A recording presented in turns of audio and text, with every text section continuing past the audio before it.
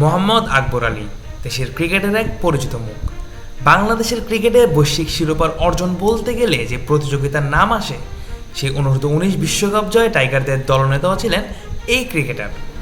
অথচ 2020 সালে যার নেতৃত্বে ঐতিহাসিক সেই শিরোপা জিতেছিল বাংলাদেশ যুব দল। আন্তর্জাতিক ক্রিকেটে সেই সাফল্যের 5 বছর পেরিয়ে গেলেও এখনও জাতীয় দলের জার্সিতে দেখা যায়নি এই তরুণ উইকেট কিপার ব্যাটারকে। অথচ সাম্প্রতিক পারফরমেন্স বলছে নতুন করে আলোচনায় আসার মতো ফর্মে ছিলেন তিনি। আর আসন্ন পাকিস্তান সিরিজের ওয়ানডে দলে যে আকবরকে রাখতে পারত নির্বাচকরা, এমনটাই মনে করেন ক্রিকেট বোর্ডের সাবেক নির্বাচক এবং বাংলাদেশের সাবেক অধিনায়ক মিনহাজুল আবেদীন নান্নু। সাম্প্রতিক সময়ে ঘরোয়া ক্রিকেটে নিয়মিত পারফরমেন্স করেই নিজেকে আলোচনায় রেখেছেন আকবর। বিশেষ করে সর্বশেষ বাংলাদেশ ক্রিকেট লিগ BCL এর ওয়ানডে টুর্নামেন্টে সেঞ্চুরি করে আবারও নিজের সামর্থ্যের জানান দিয়েছিলেন তিনি। ফলে জাতীয় দলের মিডল অর্ডারে তাকে সুযোগ দেওয়া যায় কিনা সেই প্রশ্ন উঠেছিল ক্রিকেট মহলে। অনেকে মনে করছেন সীমিত ওভারের ক্রিকেটে তার শান্ত স্বভাব, ম্যাচের পরিস্থিতি বুঝে খেলার ক্ষমতা এবং নেতৃত্বের অভিজ্ঞতা দলকে বাড়তি বিকল্প দিতে পারত। এ প্রসঙ্গেই কথা বলেছেন বাংলাদেশের সাবেক অধিনায়ক ও সাবেক নির্বাচক মিনহাজুল আবেদীন নান্নু। তার মতে পাকিস্তানের বিপক্ষে আসন্ন ওয়ানডে সিরিজে নতুন মুখ হিসেবে আকবর আলীকে বিবেচনায় করা যেত।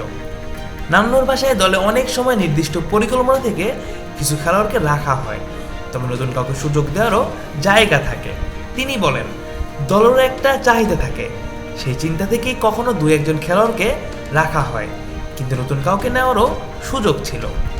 নান্নু মনে করেন দীর্ঘ সময় ধরে প্রায় একই খেলোয়াড়দের ঘুরিয়ে ফিরে খেলানো হচ্ছে জাতীয় দলে, ফলে মাঝে মাঝে নতুনদের সুযোগ দেওয়া দরকার।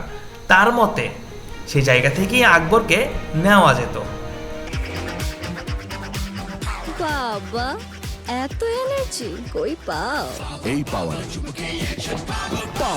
চুমুকে অ্যাকশন। তিনি বলেন, গত 5 বছর ধরে যারা খেলছে মূলত তারাই এই দলে আছে, নতুন কাউকে খুব একটা নেওয়া হয়নি। যেহেতু পাকিস্তান অনেক নতুন মুখ নিয়ে আসছে, আমাদের দলেও 2-1 নতুন খেলোয়াড় নেওয়া যেত। আকবর আলীকে দলে নেওয়া হলে তাতে অসুবিধার কিছুই হতো না। উল্লেখ্য, বাংলাদেশের বিপক্ষে এই সিরিজ দিয়ে নতুন 6 জন পাকিস্তানি ক্রিকেটার ওয়ানডেতে অভিষেকের অপেক্ষায় আছে, যাদেরকে স্কোয়াডে নিয়েই দল ঘোষণা করেছে PCB। আকবরের ক্যারিয়ার বিশ্লেষণ করলে দেখা যায় বয়সভিত্তিক ক্রিকেটে নেতৃত্বের অভিজ্ঞতা এবং চাপের মুহূর্তে দায়িত্ব নেওয়ার মানসিকতা তাকে আলাদা করে তোলে।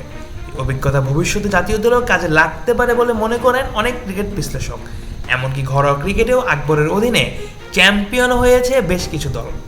সব মিলিয়ে পাকিস্তানের বিপক্ষে সিরিজ ঘিরে দল নির্বাচনের আলোচনায় নতুন করে নাম উঠে এসেছে আকবর আলীর।